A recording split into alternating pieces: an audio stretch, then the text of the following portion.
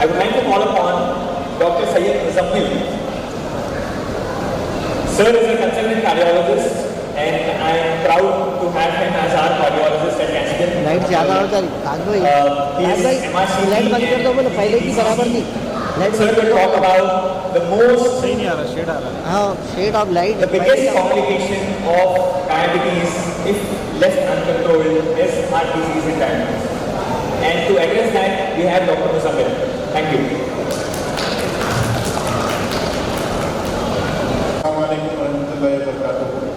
मैं Caspian health care और professor से जुनेदी का शुक्रगुजार हूँ कि उन्होंने मुझे अपॉर्चुनिटी दी कि मैं आपके सामने कुछ बातें पेश कर सकूँ।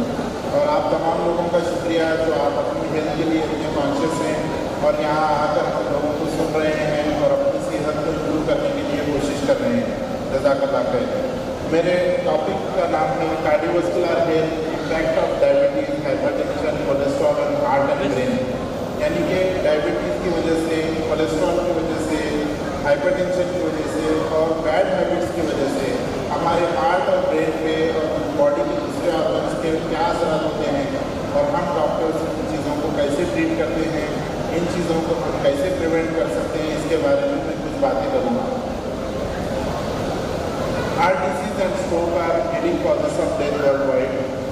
Most are preventable through lifestyle modification and early detection. Common risk factors often coexist and multiply each other separately. Heart attack और ब्रेन स्ट्रोक ये दोनों वर्ल्ड वाइड में सबसे ज़्यादा जान लेने का रीज़न बने हुए हैं और ये कॉमन रिस्क फैक्टर्स की वजह से होते हैं। ये रिस्क फैक्टर साथ में रहते हैं और जब ये एक साथ आ जाते हैं तो रिस्क और ज़्यादा मल्टीप्लाई हो जाता है। क्या है ये रिस्क फैक्टर्स आइए जानते हैं। मॉडिफाइबल रिस्क फैक्टर्स होते हैं जिसको हम हमारी लाइफस्टाइल में बदलाव करके चेंज कर सकते हैं और नॉन मॉडिफाइबल रिस्क फैक्टर हैं जिसको हम चेंज नहीं कर सकते।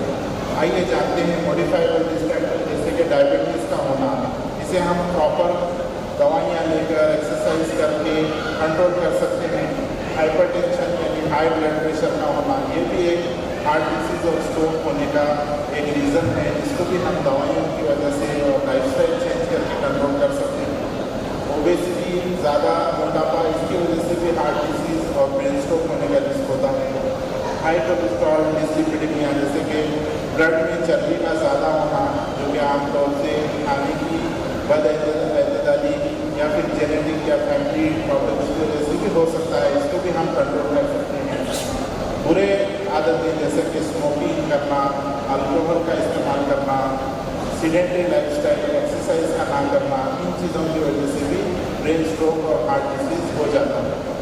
नॉन मॉडिफाइबल रिस्क फैक्टर जैसे कि एज है, ये ब्रेन स्ट्रोक और हार्ट डिसीज़ आमतौर पर मर्दों में ज़्यादा होते हैं, औरतों में ये यूजुअली कम होते हैं। इसका रीज़न है औरतों में मौजूद हार्मोन्स जो कि उन्हें प्रोटेक्ट करते हैं, लेकिन जब औरतों के मेंसेस रुक जाते हैं पोस्ट मेनोपॉजल पीरियड में तो औरतों का भी रिस्क मर्दों के इक्विवेलेंट हो जाता है हार्ट डिसीज और स्ट्रोक के लिए।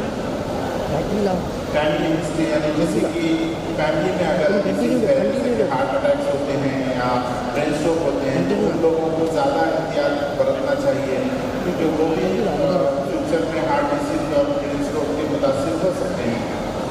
और जेनेटिक्स, ये आपको ये जानकर हैरानी होगी 2 से 4 टाइम हाई रिस्क होता है हार्ट अटैक होने का, ब्रेन स्ट्रोक होने का। ये देखिए यहाँ बताया गया है, ये नॉर्मल आर्टरी है जो कि बच्चों में होती है, लेकिन अगर किसी को डायबिटीज़ हो गया, ब्लड प्रेशर हो गया और उसका कंट्रोल नहीं किया गया, धीरे धीरे ये कोलेस्ट्रॉल का प्लाक, पीला प्लाक जमा होना शुरू होता है। वक्त के हिसाब से ये प्लाक बढ़ जाता है और एक वक्त ऐसा आता है कि प्लाक रप्चर हो जाता है। रप्चर होने की वजह से खून जब कोलेस्ट्रॉल के कॉन्टैक्ट में आ जाता है तो ब्लड क्लॉट बन जाता है जो कि हार्ट अटैक और स्ट्रोक का रीज़न बनता है। आइए जानते हैं हार्ट अटैक के बारे में। ये हमारा दिल है, ये दिल एक पंपिंग ऑर्गन है जो हमारी बॉडी को पूरा खून सप्लाई करता है। दिल के मसल्स को काम करने के लिए भी खून की ज़रूरत होती है। दिल के मसल्स को खून सप्लाई करने के लिए ये आर्टरीज होते हैं, इन आर्टरीज को कोरोनरी आर्टरीज कहते हैं। कोरोनरी आर्टरीज के थ्रू दिल के मसल्स को खून मिलता है। ये हार्ट मसल बताया जा रहा है जो लेफ्ट वेंट्रिकल है जो मेन चैम्बर होता है जिससे बॉडी के ऑर्गन्स ये आर्टरीज हैं जिससे खून सप्लाई दिल के मसल्स को होता है। जो नॉर्मल लोग होते हैं जिन्हें कोई बीमारी नहीं होती, इनकी रगें साफ होती हैं और खून का दौरान नॉर्मल होते रहता है। लेकिन डायबिटीज़, कोलेस्ट्रॉल, स्मोकिंग, अल्कोहल की वजह से कोलेस्ट्रॉल का प्लाक जमा होता है और खून का दौरान मुतासिर होता है और खून फ्लो बराबर हो नहीं पाता। इसका इलाज करना ज़रूरी है। अगर इसका इलाज न किया जाए तो कोलेस्ट्रॉल के ऊपर का मौजूद प्लाक रप्चर हो जाता है और खून की गांठ बनना शुरू होती है। यहाँ देखिए प्रोसेस बताया गया है। खून क्लॉट होकर दिल की शरीयान कंप्लीट बंद हो जाती है।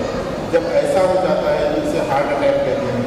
तो हार्ट अटैक हो जाता है, दिल की रग कम्प्लीटली 100% बंद हो जाती है। दिल के मसल्स को खून सप्लाई बंद होती है और दिल डैमेज होना शुरू होता है। जो कि यहाँ बताया गया है, काला पड़ना शुरू होता है। ये एक सीरियस इमरजेंसी होती है जिससे जान जाने का रिस्क होता है और अगर जान बच भी गई तो दिल कमज़ोर हो जाता है, जिसकी वजह से उम्र कम हो जाती है। Next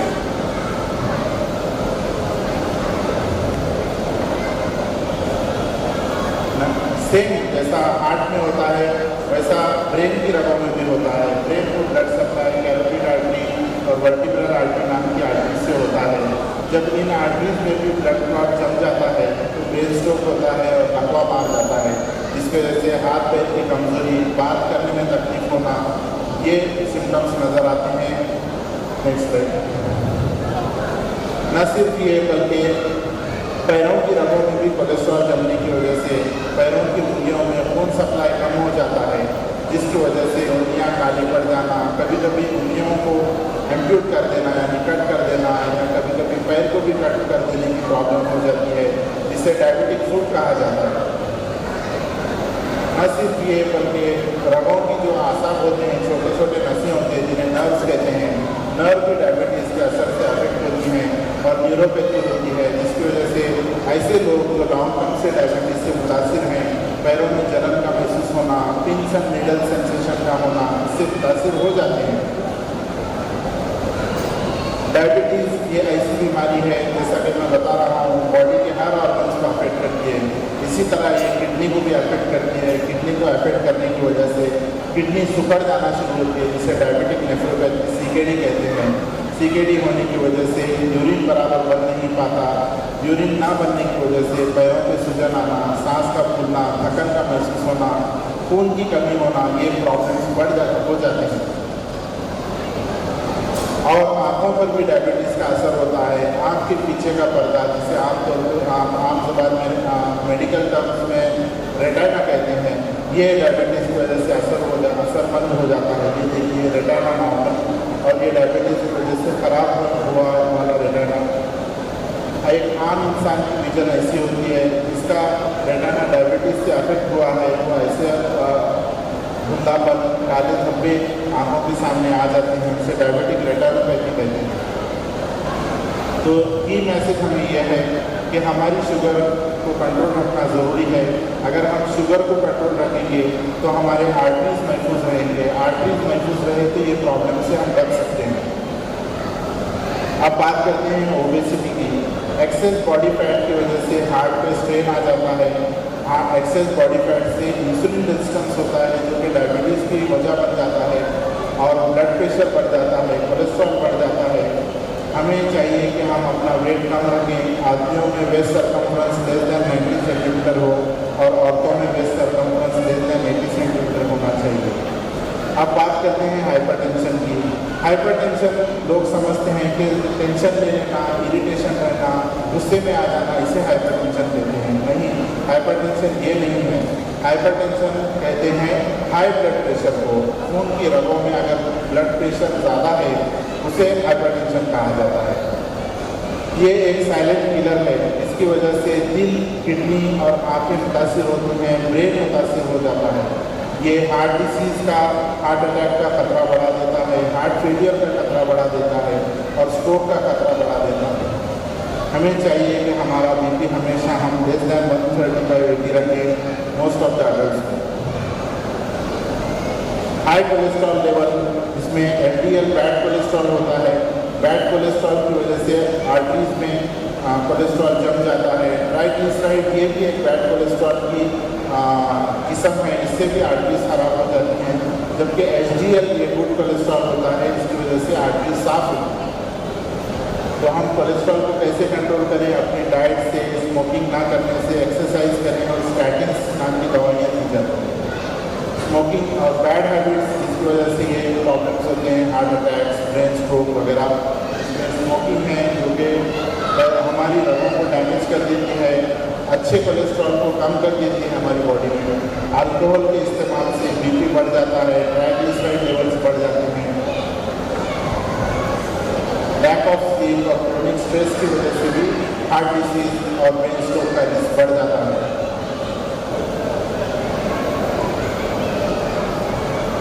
obesity, insulin resistance, lack of exercise, sedentary lifestyle, ये भी एक मुज़िद चीज़ है। क्या करना चाहिए? स्मोकिंग क्विट करना चाहिए, अल्कोहल क्विट करना चाहिए, एक्टिव रहना चाहिए और 7 से 8 घंटे हमें कंप्लीट अच्छी नींद लेना चाहिए। How doctors manage heart disease? आइए जानते हैं कि हम डॉक्टर्स हार्ट डिसीज़ को कैसे मैनेज करते हैं।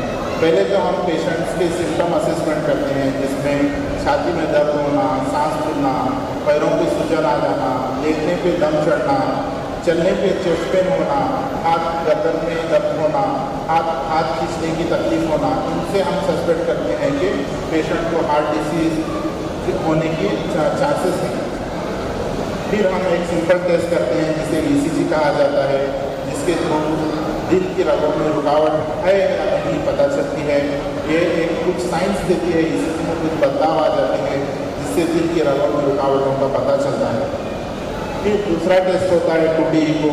इसके ज़रिए हम हार्ट मसल कैसे हैं, दिल के चेम्बर्स कैसे हैं, दिल के अंदर मौजूद खुलनबंधन कैसे हैं, हार्ट क्या फैल गया है, हार्ट की कोई दीवार खून न मिलने की वजह से बराबर हरकत कर रही है या नहीं, ये इन चीज़ों इस 2D ECO से पता चलता है। फिर होता है TMT स्ट्रेस टेस्ट। ऐसे लोग जिनके अंदर ये test ECG 2D ECO conclusively हमें बता नहीं पाते कि क्या हो रहा है, फिर TMT टेस्ट किया जाता है। TMT में ECG के लीड्स पेशेंट्स को लगाकर 7 से 8 मिनट तक चलाते हैं और जब भाग रहा है पेशेंट, चल रहा है, उस वक्त ECG रिकॉर्ड किया जाता है। इससे पता चलता है कि जब हार्ट पे स्ट्रेन पड़ रहा है, हार्ट पे ज़्यादा प्रेशर है, उस वक्त दिल को खून सप्लाई बराबर है या नहीं। हेल्दी इंसान में हार्ट को रेस्टिंग पीरियड में एज वेल एज स्ट्रेस में दोनों टाइम में ब्लड सप्लाई नॉर्मल होता है। अगर किसी के दिल की रगों में रुकावट है तो TMT में पता चल जाता है, ECG में बदलाव आ जाता है।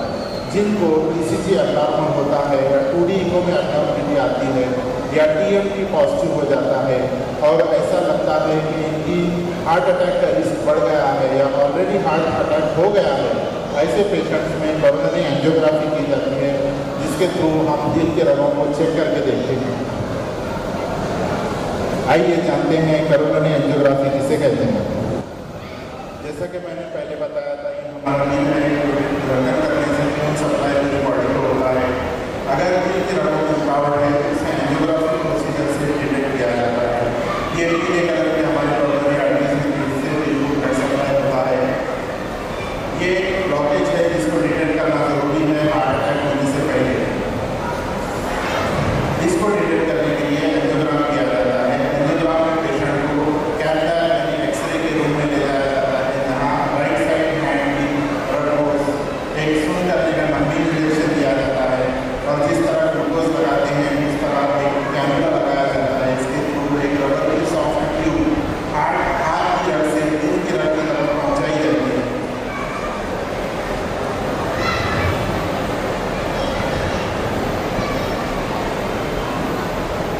ये रबर की सॉफ्ट ट्यूब हार्ट की तरफ से दिल की तरफ पहुँचाई जाती है।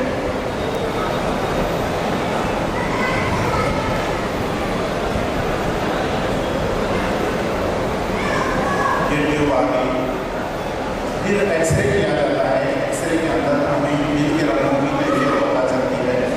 ये सॉफ्ट ट्यूब का मुंह दिल की रग के मुंह को लगाकर एक आयोडीन की दवा होती है जिसे कॉन्ट्रैक्स कहते हैं, ये दवा दिल की रग में पास की जाती है।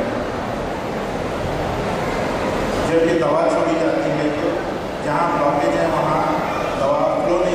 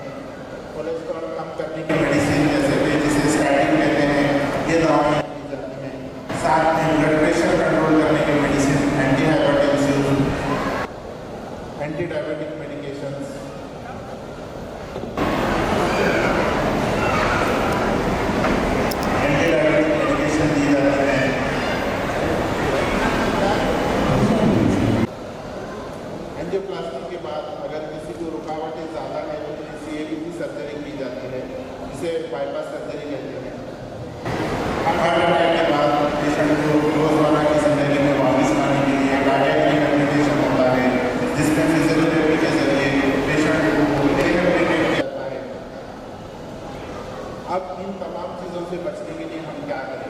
एक तो हमें लाइफस्टाइल चेंज करनी होगी, सॉल्ट और शुगर को हमारे डाइट में कम करना है, जंक फूड को अवॉइड करना है, फ्रूट्स और वेजिटेबल्स का ज़्यादा इस्तेमाल करना है, दालें खाना है, ओट्स और तलमीना का इस्तेमाल करना है, ड्राई फ्रूट्स जैसे कि अखरोट, बादाम, फ्लैक्स का इस्तेमाल करना है, वॉकिंग डेली करना ज़रूरी है, 30 मिनट्स तक एक्सरसाइज करें, स्ट्रेस मैनेजमेंट करें जिसमें नमाज, जिक्र, मेडिटेशन की ज़रूरत है।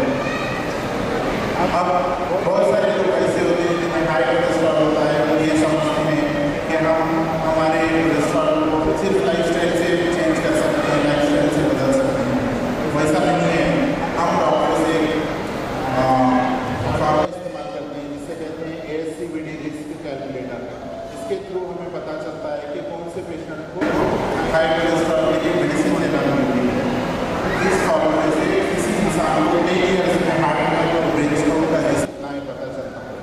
जिस पेशेंट का रिस्क 5% के अभाव आता है उन्हें कोलेस्ट्रॉल की मेडिसिन की जरूरत होती है। ये जिसमें age, gender, BP, cholesterol, diabetes और स्मोकिंग स्टेटस, इन चीज़ों को कंसिडर करके ये रिस्क निकाला जाता है।